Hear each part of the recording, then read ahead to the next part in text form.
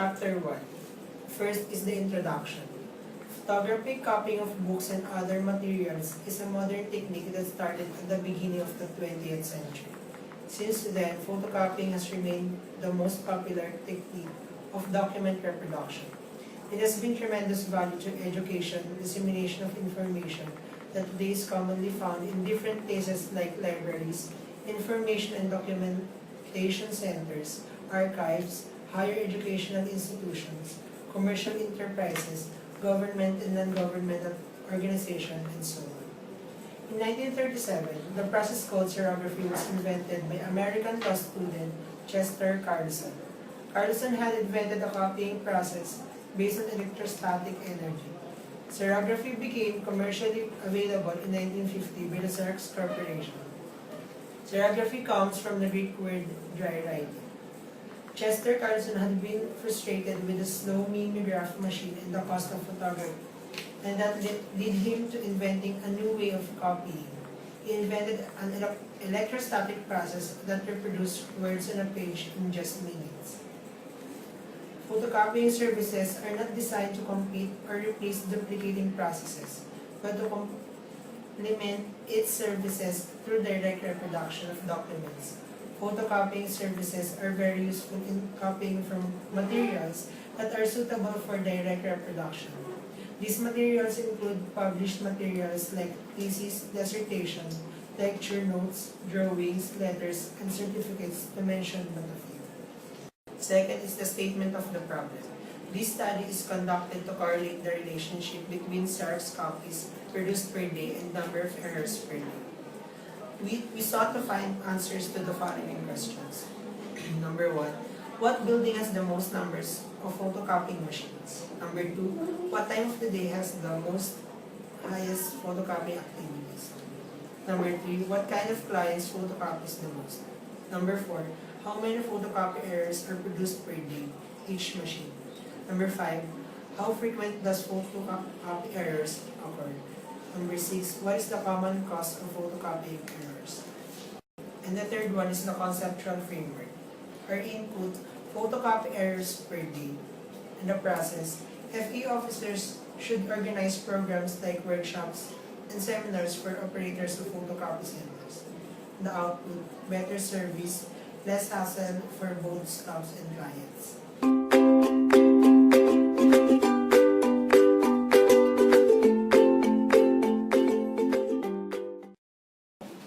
I'm going to report about Chapter 2, which are the definition of terms and the review of related literature and studies. Reprography. The Encyclopedia of Librarianship defined reprography as the art of producing single or multiple copies of documents, whether by photographic or other means.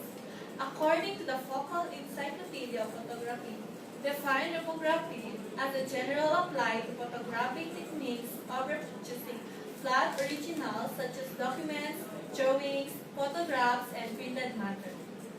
The International Encyclopedia of Information and Library Science stated that reprography is an all-embracing term coined in the early 1960s. According to LaHood and Sullivan, defined reprography as a class of processes whose purpose is to replicate by optical or photomechanical means previously created graphic or coded messages. According to Ngana, define reprography as in planned reproduction of two-dimensional visual communication media through photographic and non-photographic processes of image creation at very rapid but at low cost for the purpose of executing business and administrative operations. Photocopy. Page 1966 defined photocopy as a copying by photography or quasi-photography and pseudo-photography. Similarly, Mason stated, define photographic as the making of copies photographic process. The Webster's Third New International Dictionary of the English Language defined photocopy as a negative or positive photographic reproduction of graphic matter. Ngana, define photocopy as an adoption of photographic whereby copies can be produced directly from the originals without need for recreation of the image, for instance, a master for subsequent reproduction. The New Webster's Dictionary of the English Language, International Edition, defined photocopy as a photographic reproduction of a document, illustration, and so on. According to Kyle, stated that one of the most important advantages of photocopying is that books are made more accessible to users without exposing the original to damage from overuse, vandalism, or theft.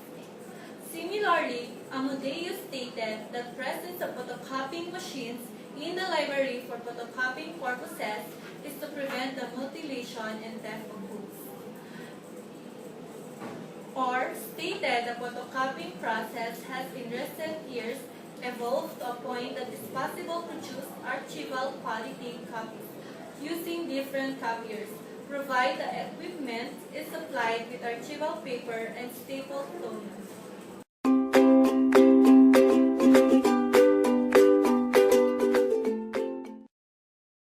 Sampling technique. In our research, we use cluster or multi-stage sampling. This sampling technique is sometimes referred to as area sampling because the population is spread out over a wide area. In our research, we surveyed the photocopying centers in different buildings within the FEU area. Statistical treatment.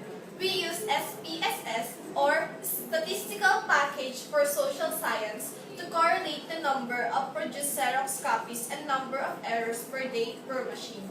The following pictures will show descriptive statistics and correlations.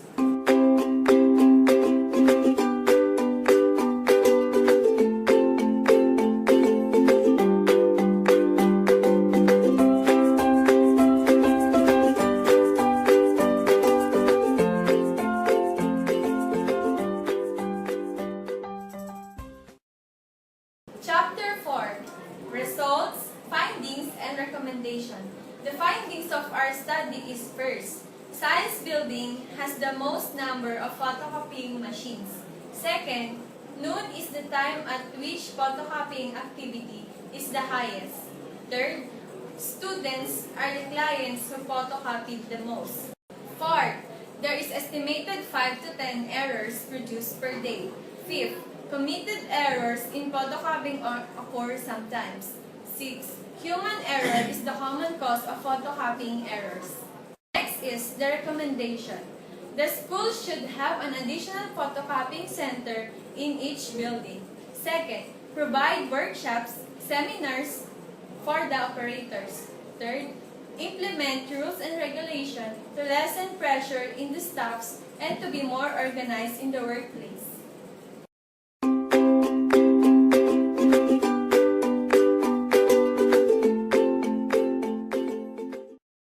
Results. For Table 1, 28.57% of photocopying machine can be found at FEU Library, Science Building, and Education Building, while in Arts Building, there is 14.49% of photocopying machines. For Table 2, 14.29% of time for the photocopying activities in the morning and evening, while in noon, there is 71.43% photocopying activities. For Table 3, 100% of clients who photocopied the most are the students. For Table 4, 85.71% of the number of photocopy error in 5 to 10, while 14.29% for 41 and above errors. For Table 5, 14.29% falls under always and few times, while 71.43% falls under sometimes. For the last table, 71.43% of common causes for photocopying errors is the human error.